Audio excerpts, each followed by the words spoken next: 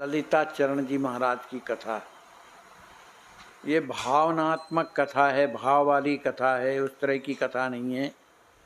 भावना के द्वारा ये भगवान को अपना सखा मानते थे, लेकिन बचपन से ही इनका जीवन ऐसा भगवान की ओर मुड़ा कि ये चित्रकूट के पास में ही इनकी भूमि थी। कोई गांव था चित्रकूट के पास, और ये भक्तों के बीच में ही हमेशा इनका जीवन व्यतीत हुआ। इनके जो पिताजी थे, ये कोई दुकान किए हुए थे चित्रकूट में, लेकिन इनकी माँ घर का काम करती थी। सुबह से उठ कर के स्नान करने के बाद तुलसी जी को जल देती थीं और वहीं पर बैठ कर के सुंदरकांड का पाठ किया करती थी। तो इस तरह से रोजाना यही इनका काम था।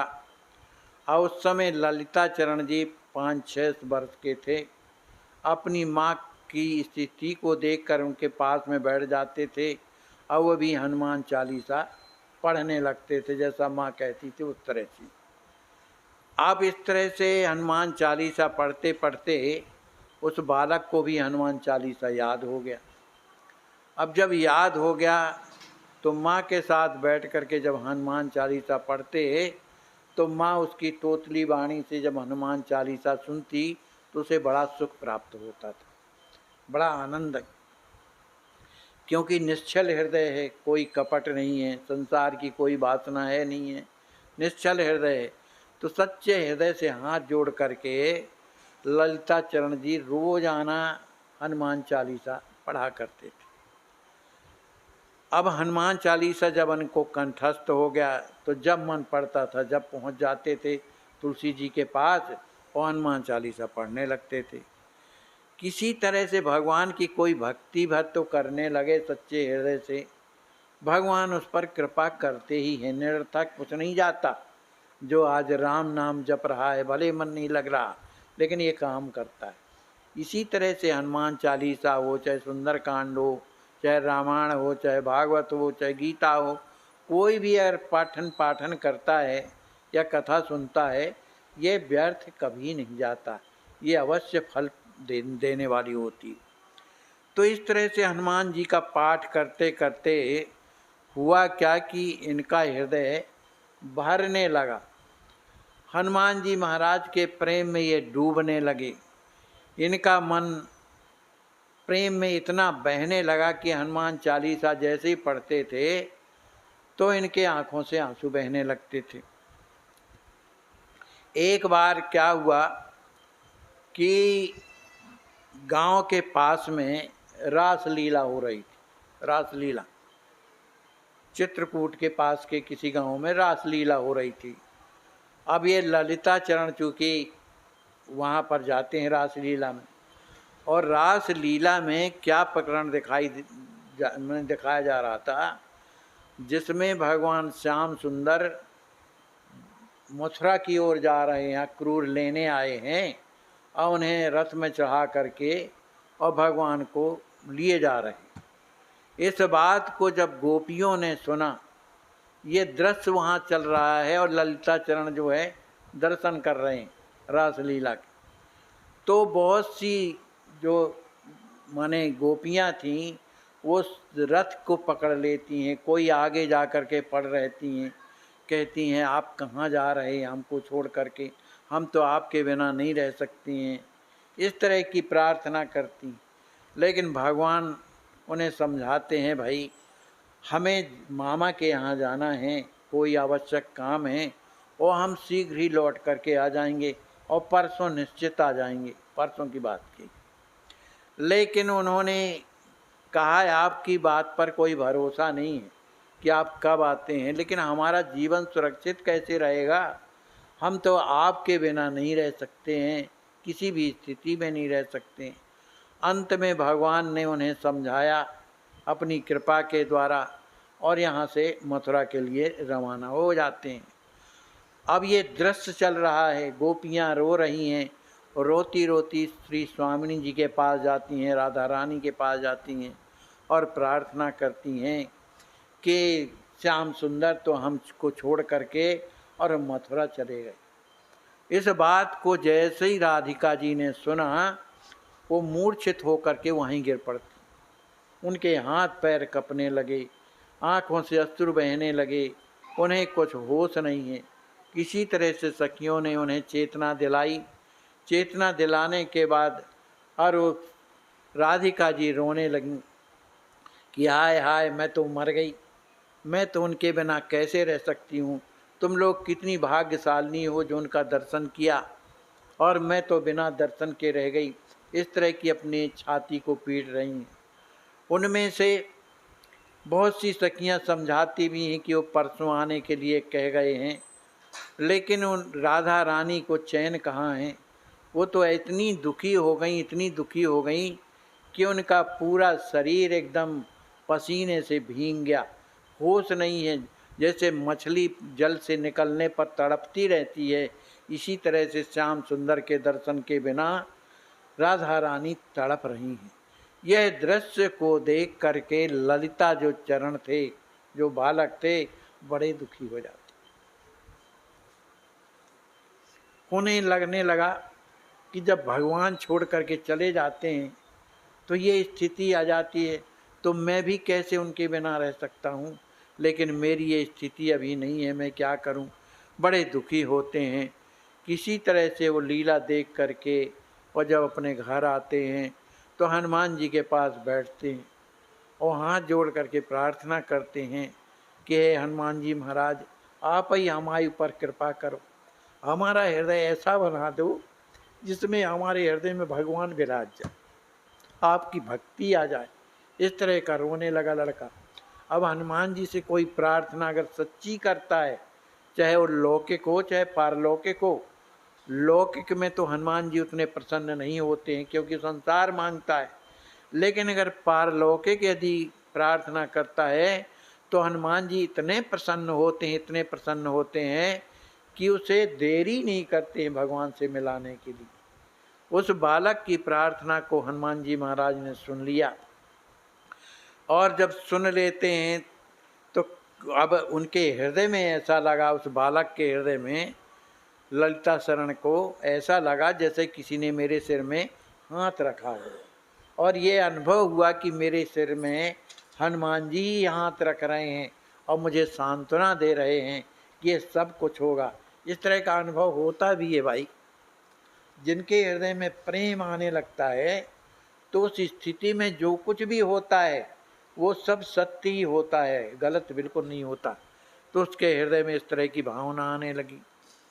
अब वो सोचने लगा, अब तो उसका मन अब संसार में नहीं लग रहा। लड़का है, घर में नहीं लग रहा, न खाने में लगता, न पीने में लगता, कुछ नहीं करता। एक दिन वो हनुमान चालीसा का पाठ कर रहा था, रो रहा था हनुमान जी के सामने। तो हृदय में प्रेरणा आई, किसी ने कहा कि तुम एक काम करो बेटा, कि तुम्हें अब यहाँ से वृंदावन जाना है, वृंदावन में ही दर्शन होगा, वहाँ रंगनाथ भगवान का मंदिर है, वहाँ चलो, वहाँ तुम्हारी हर मनोकामना पूर्ण होगी। इतना जब कहा तो उसके हृदय में आवाज़ तो आई, उसने भगवान की ही आज्ञा मान करके अब उसे कुछ भी अच्छा नहीं लग रहा। ना वो अपने माँ बाप से बताया, ना कुछ भी बताया, रात को ही निकल गया वृंदावन। रास्ते में अब उसे तो होश नहीं है, उसे तो इस बात की प्रसन्नता है कि जब मैं वृंदावन जाऊंगा तो मुझे वहाँ भगवान का दर्शन जरूर होगा, भगवान मुझसे ज़रूर प्रेम करेंगे, क्योंकि वो बांके बिहारी हैं, अपनी सखियों के साथ में रहते हैं, लीला करते हैं, रास करते हैं, मैं भी उस रास में शामिल होऊंगा। इस तरह की भावना उसके हृदय में चल रही है।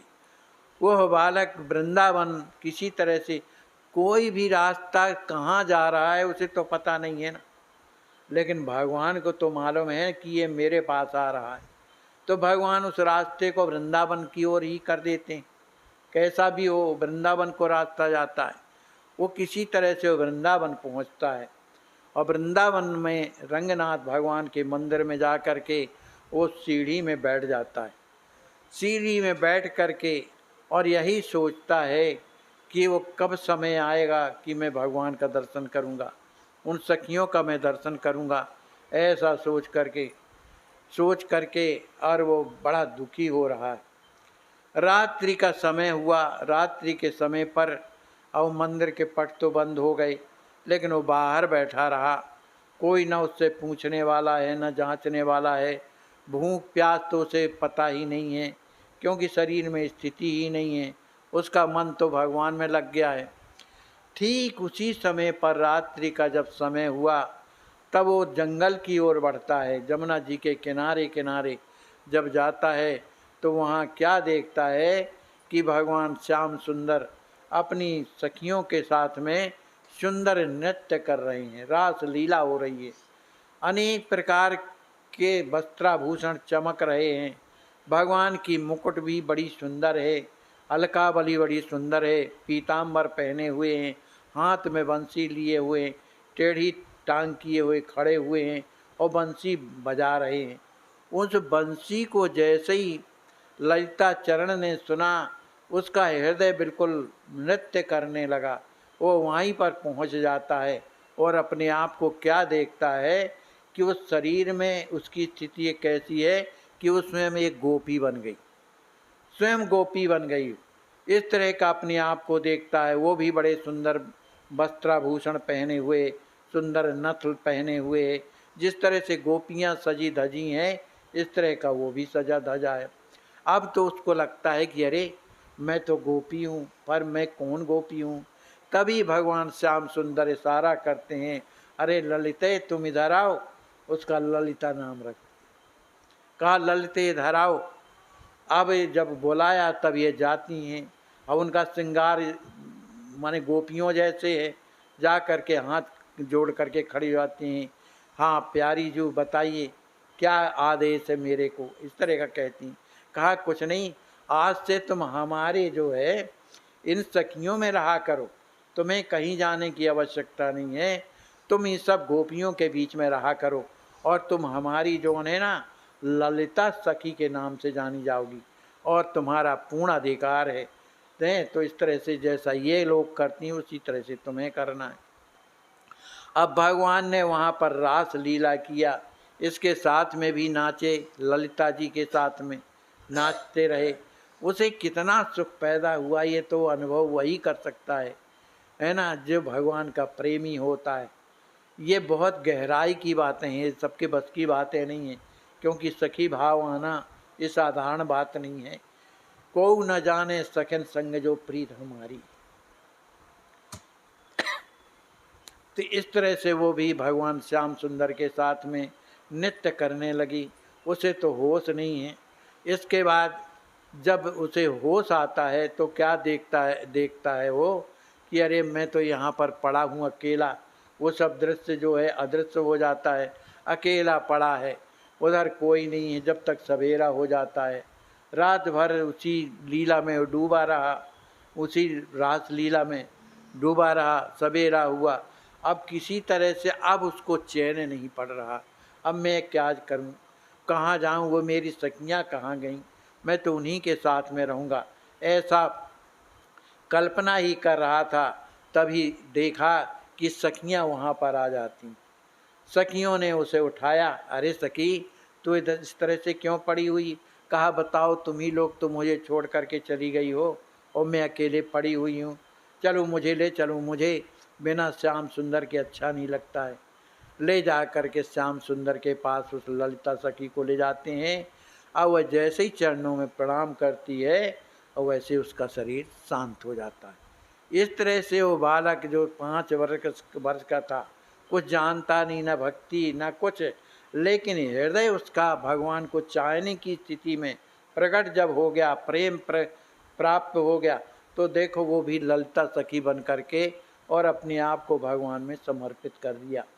तो मुख्य बात यह है कि हमारा हृदय भगवान को चाहे तो उस ओर चले तो आज भी ये कलयुग की बातें हैं, ये नहीं कि सतयुग द्वापर की बातें हैं। तो हमारा हृदय भगवान को चाहने लगे, कपट से अलग हो जाए, क्योंकि भगवान को कपट अच्छा नहीं लगता। संसार भी पकड़े रहें और भगवान भी पकड़े रहें तो वो भैया अभी संसार ही कहलाता है। भगवान में जब लगता है मन तो संसार छूटने लगता है अपने आप, कहना नहीं पड़ता है। भाई अयोध्या को आप छोड़ करके दूसरे जगह जाने लगोगे तो अयोध्या उतना ही दूर होती जाएगी और वो गांव अपने आप नज़दीक होता जाएगा। इसी तरह भगवान की ओर चलो तो ये संसार छूटने लगता है, और संसार की ओर चलो तो भगवान दूर होने लगते हैं। बोलिए श्री सीताराम जी महाराज की जय, श्री ललिता शरण जी महाराज की जय। जय जय सीताराम।